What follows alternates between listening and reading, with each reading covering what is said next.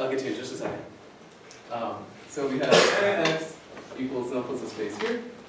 Right? And then the way to think about what's going on during Gaussian elimination is that now we have E1 AX equals E1 B.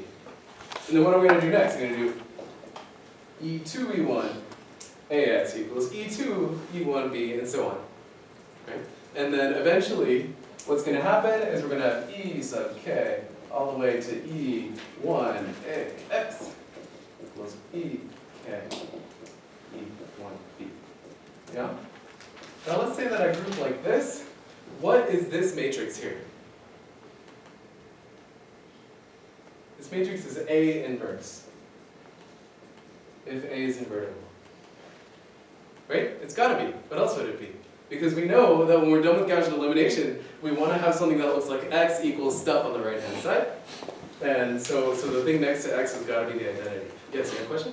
Yeah, when we went forward, then we scaled it with C. So when we come back to invert, we should do multiply by 1 by C, no? Not minus C. Not quite. Actually, I think this is correct. So you're not actually scaling the row of the matrix. You're scaling a different row and adding that thing somewhere else. Yeah, so K was scaled by C and then added to L. So to come back, you scale L by 1 by C and then subtract from K. Not quite. So let's do an example. Okay, so let's say that my matrix is 1, 2, 3, 4, right? And now I want to get rid of this 3. So how am I going to do it? I will scale this row by -3 and add it to that, right? So in the end, I'm going to get 1, 2, 0, and then -12 plus 4 is -8. Yeah? Now, how do I go from this? Did I do this right? I heard it. -6. Okay. How do I go from this back to that? Well, let's just do an experiment, and we'll see who wins. Right? So you can either multiply this by 1/3, but then you're going to get like a 1/3 there, or you multiply by 3. Cool. So now we're starting to see how we can take this sort of fun game that we did in Math 51 called Gaussian elimination and make it into an algorithm. Right? We want to find a systematic way to apply these elimination steps in a way that reveals the solution to the system of equations. Which, I suppose, is exactly what I just said. Now, here's an important question for you. Do I ever actually write down these matrices E sub I? No, I don't need to, right? Even though I know in the back of my head that when I permute 2 of the rows of my system, really that corresponds to pre-multiplying by something, in practice I can just permute the 2 rows of my system, right? And so this is more of a way to interpret and think about Gaussian elimination than a way to implement it, right? Certainly you wouldn't want to keep around like a quadratic number, a cubic in fact, number of elimination matrices just to solve a system of equations. But it's going to be important in a few minutes.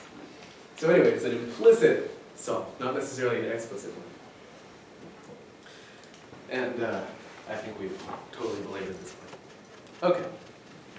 So to illustrate Gaussian elimination, I've decided to be even less specific than I was before, and I'm going to say our system of equations has some shape that looks kind of like this guy on the right. So basically we're going to take A and augment it by B and replace all of the numbers with a bunch of x's.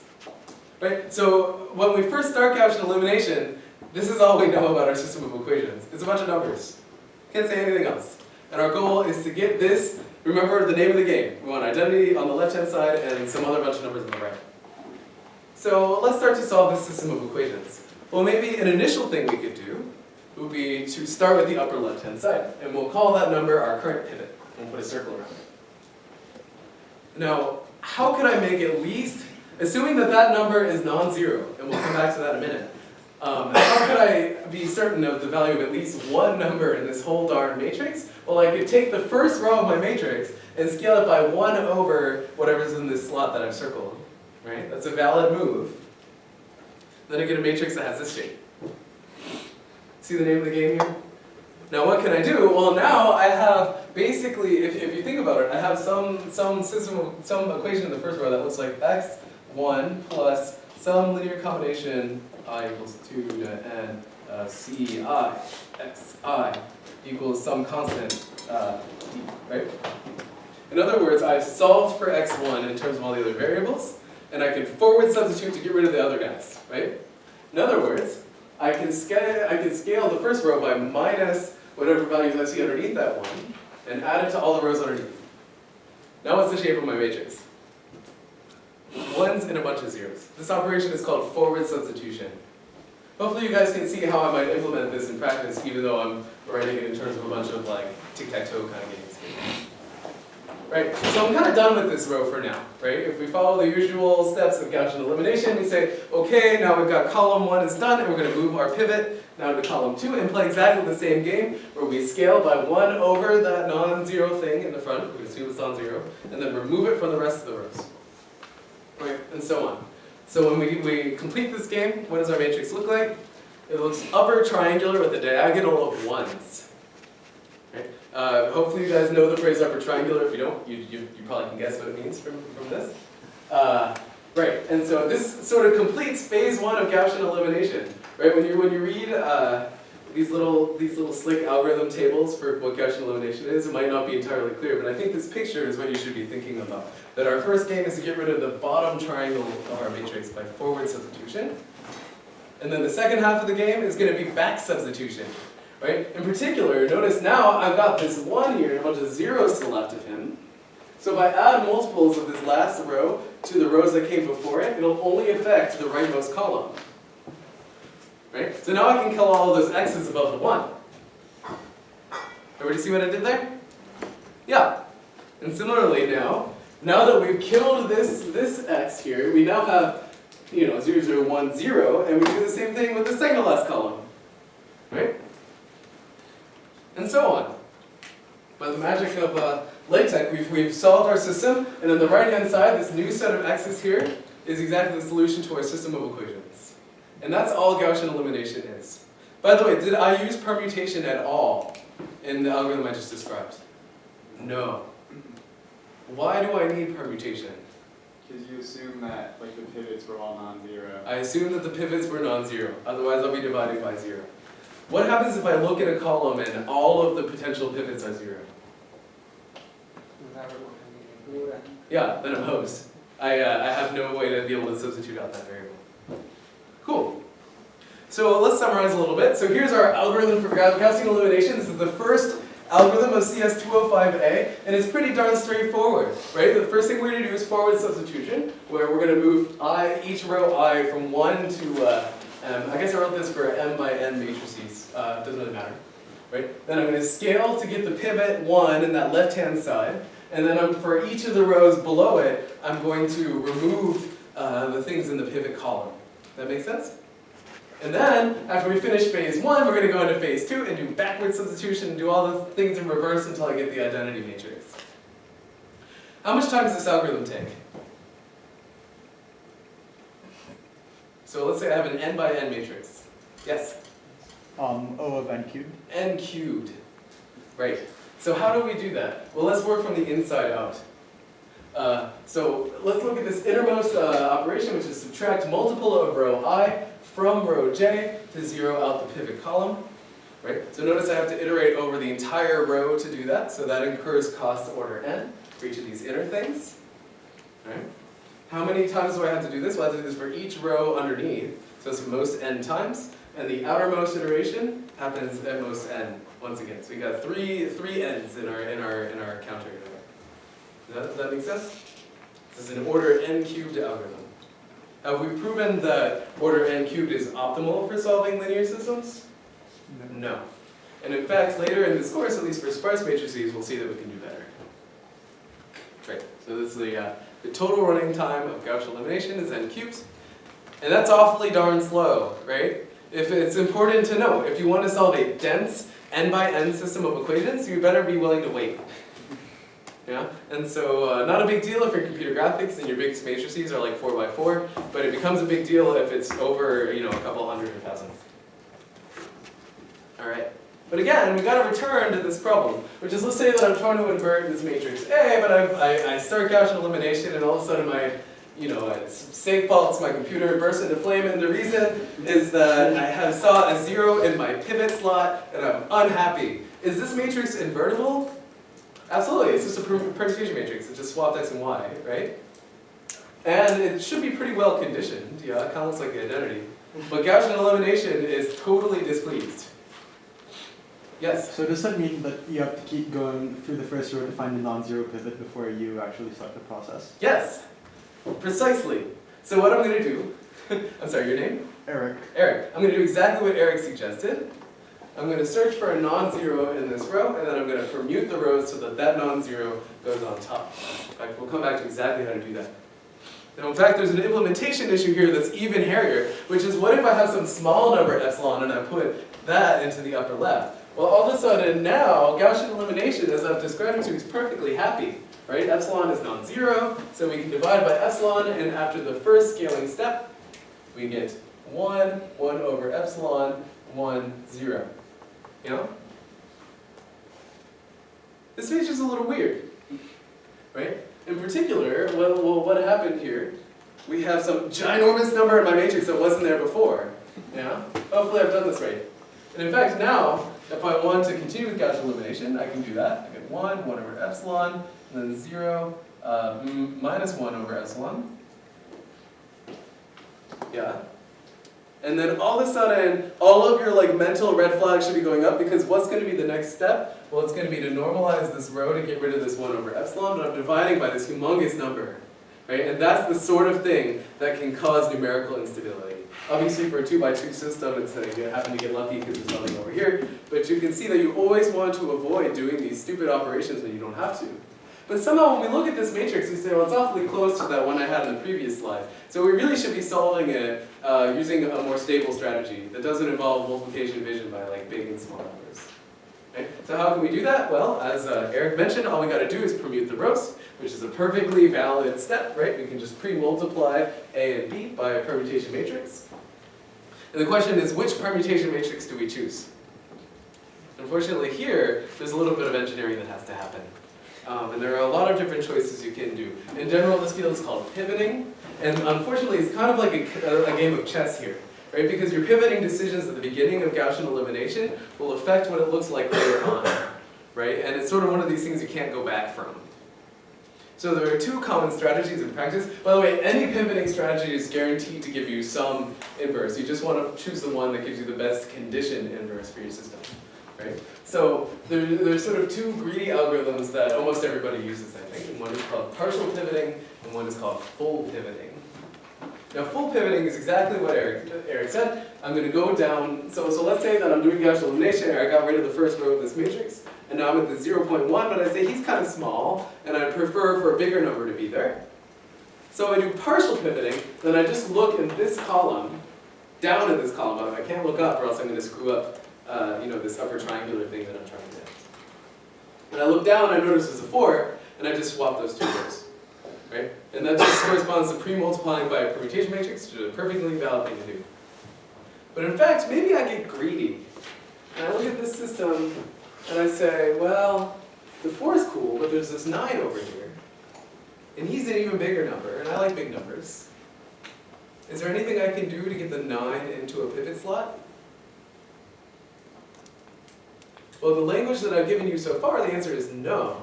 There's no way that I can pre-multiply A and swap the columns of A. Right? Pre-multiplication does stuff to the rows. But I could post-multiply this matrix by a permutation matrix and permute these two columns here.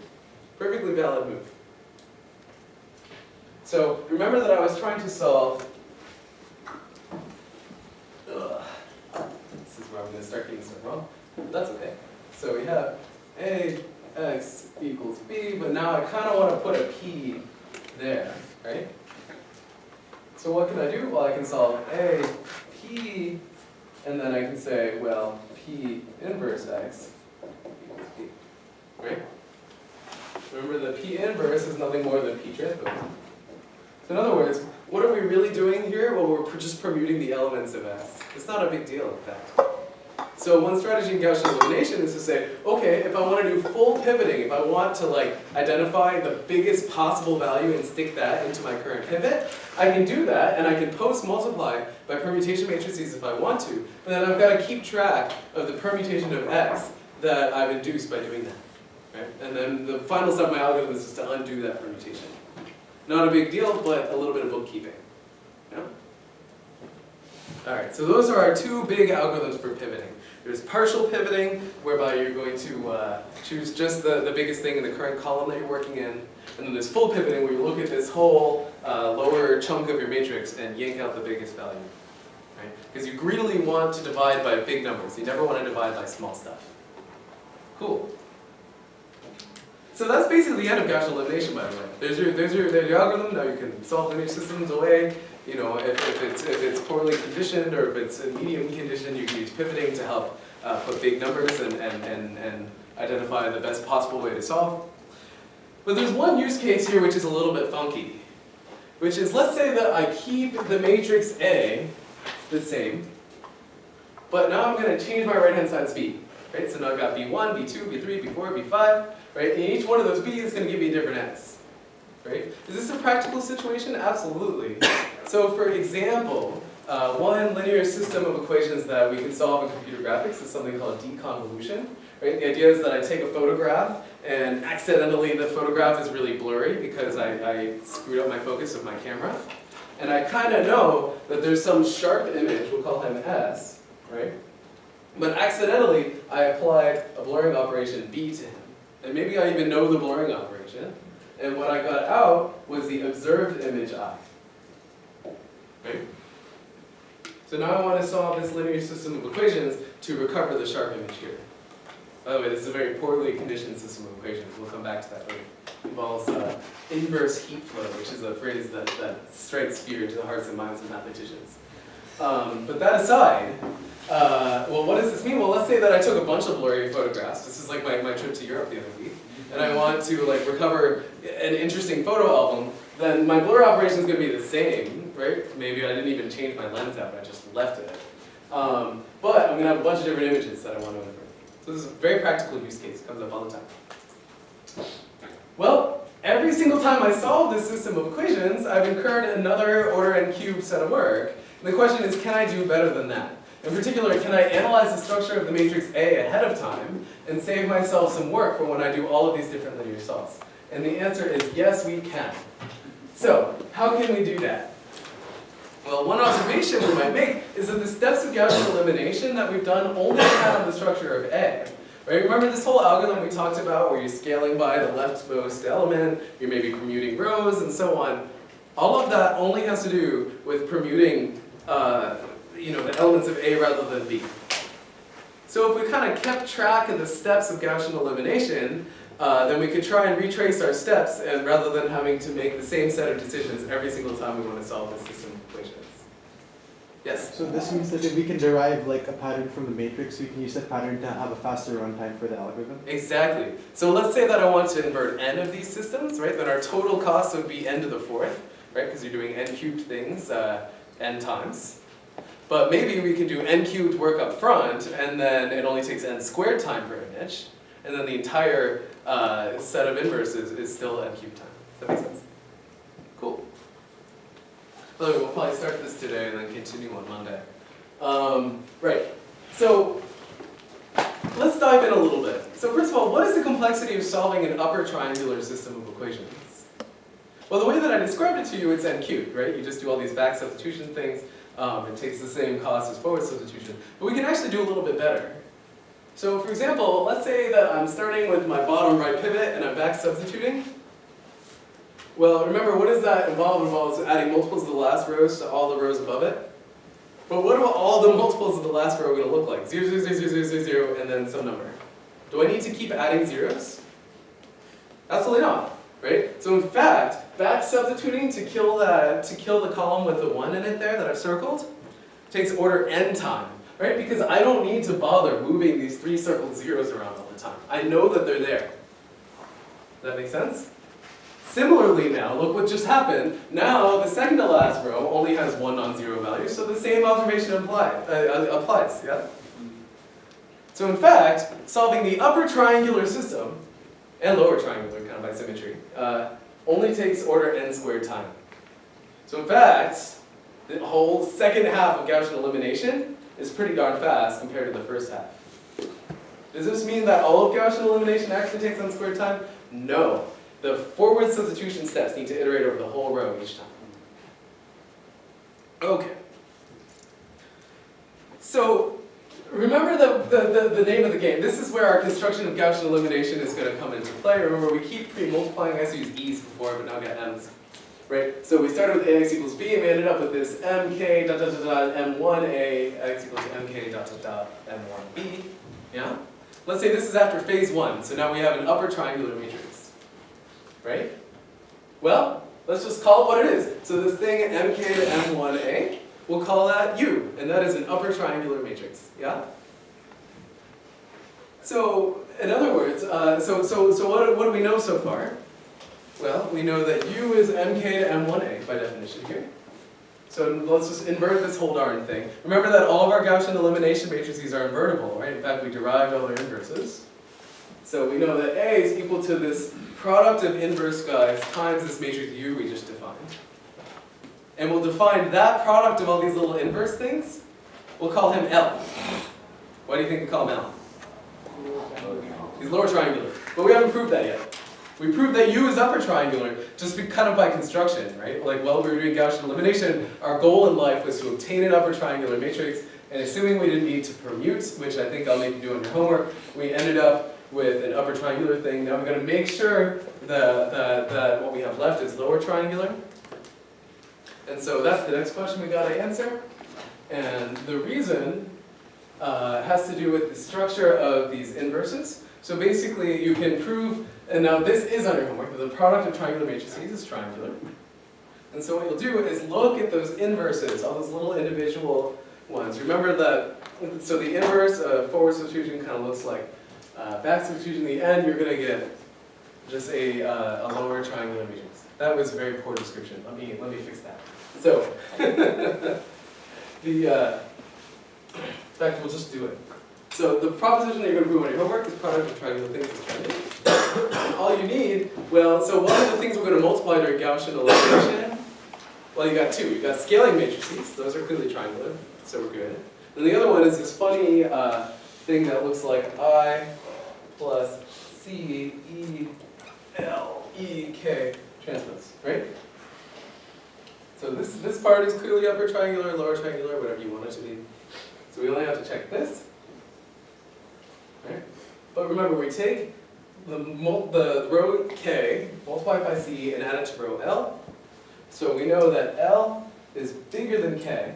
Remember, because we're doing forward substitution during the first half of Gaussian elimination.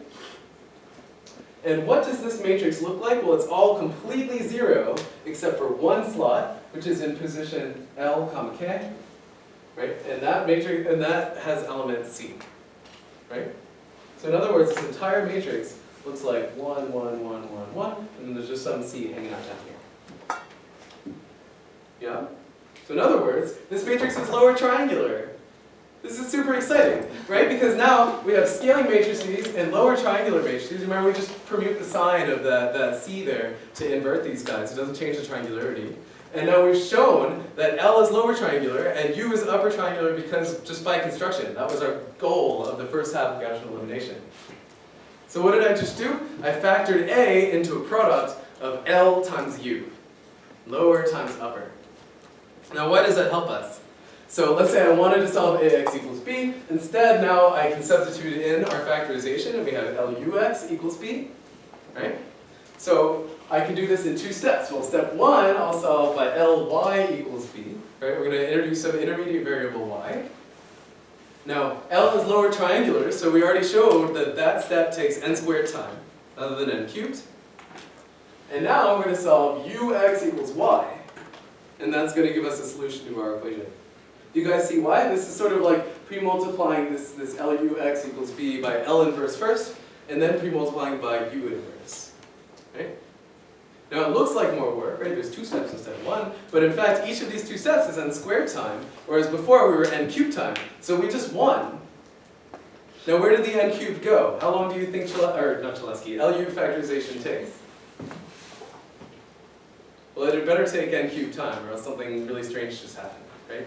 So, in fact, if you're only solving one system of equations, you might as well do Gaussian elimination. If you're going to solve a bunch, then you can LU factorize in the n cubed time, and then your solves from there on out only cost n squared. And that's where you get your savings, right? Now, of course, what I've described to you for how to compute LU factorization is not the world's most practical algorithm. Right? You're kind of keeping track of this big product of all these different elimination matrices. Oops. But in reality, we can see, and we'll probably see on Monday, that it's not so hard to modify Gaussian elimination ever so slightly to construct L and U rather than just solving one system. And finally, one little thought, I'll get you in a second. One little thought that you should keep in mind is we can actually not even incur any additional storage cost because these guys are upper and lower triangular. Right? So I can put U in the upper half of a matrix and L in the bottom half, and I've saved myself 2 times the space.